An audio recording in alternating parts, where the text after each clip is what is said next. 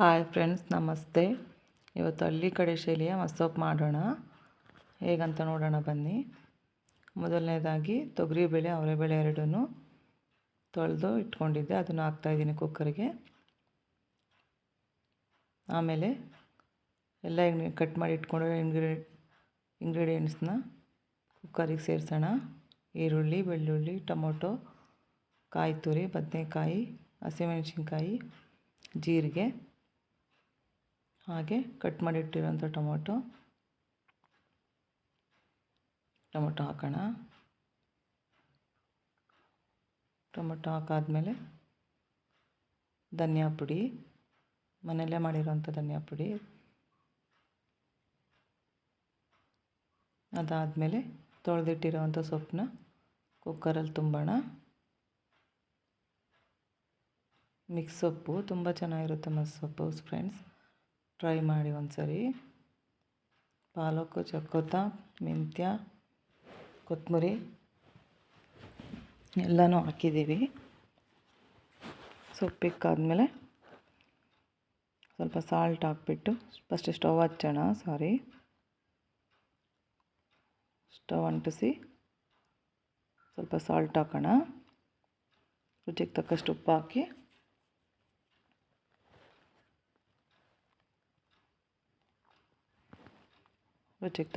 ಹಾಕ್ಬಿಟ್ಟು ಮತ್ತು ಸೊಪ್ಪು ಬೇಳೆ ಎಲ್ಲ ಬೇಯಕ್ಕೆ ಎಷ್ಟು ನೀರು ಬೇಕೋ ಅಷ್ಟು ನೀರು ಹಾಕೋಣ.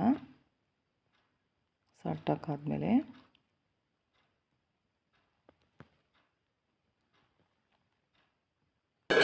ನೀರು ಹಾಕಿ ಸ್ವಲ್ಪ ಎಷ್ಟು ಬೇಕಷ್ಟು ನೀರು ಹಾಕೋಣ ಬೇಯೋದಕ್ಕೆ.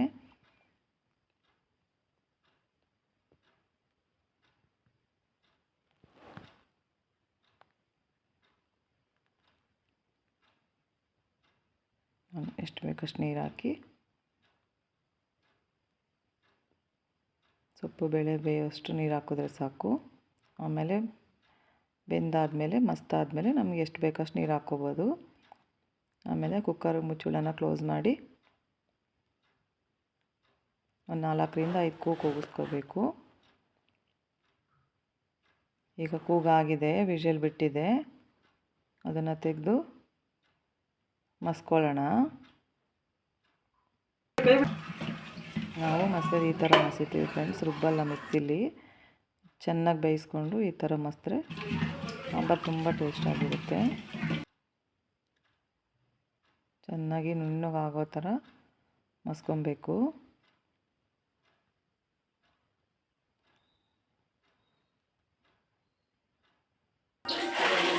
ಮಸ್ಕೊಂಡಾದ್ಮೇಲೆ ಚೆನ್ನಾಗಿ ಇದಾಗಬೇಕು ಫ್ರೆಂಡ್ಸ್. ಅದು ಚೆನ್ನಾಗಿ ಸ್ಮ್ಯಾಶ್ ಆಗಬೇಕು, ಅಲ್ಲಿವರೆಗೂ ಮಸ್ಕೋಬೇಕು.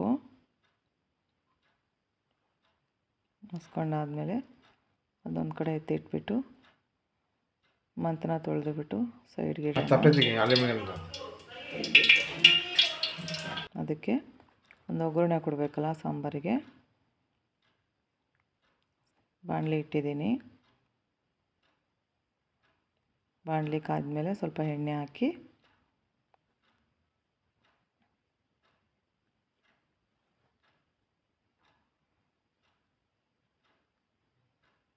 ಎಣ್ಣೆ ಹಾಕಿದ್ದೀನಿ. ಈಗ ಎಣ್ಣೆ ಸ್ವಲ್ಪ ಬಿಸಿ ಆಗಲಿ. ಎಣ್ಣೆ ಬಿಸಿ ಆದಮೇಲೆ ಸಾಸಿವೆ, ಜೀರಿಗೆ, ಬೆಳ್ಳುಳ್ಳಿ, ಹಾಗೆ ಸ್ವಲ್ಪ ಕರ್ಬೇವಿನ ಸೊಪ್ಪೆಲ್ಲ ಹಾಕ್ಬಿಟ್ಟು ಸ್ವಲ್ಪ ಚೆನ್ನಾಗಿ ಎಣ್ಣೆಲಿ ಫ್ರೈ ಆಗಲಿ. ಬೆಳ್ಳುಳ್ಳಿ, ಕರ್ಬೇವಿನ ಸೊಪ್ಪು, ಸಾಸಿವೆ, ಜೀರಿಗೆ ಎಲ್ಲ ಎಣ್ಣೆಲಿ ಫ್ರೈ ಆದ ತಕ್ಷಣ ಮಸ್ಕೊಂಡಿರೋ ಸಾಂಬಾರನ್ನ ಆ ಪಾತ್ರೆಗೆ ಹಾಕೋಣ. ಒಗ್ಗರಣೆ ಪಾತ್ರೆಗೆ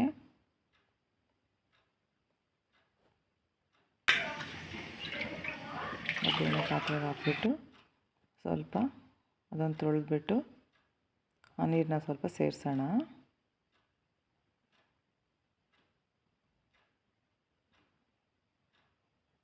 ಎಲ್ಲ ಆದಮೇಲೆ ಒಂದ್ಸರಿ ಚೆನ್ನಾಗಿ ಕೈ ಆಡಿಬಿಟ್ಟು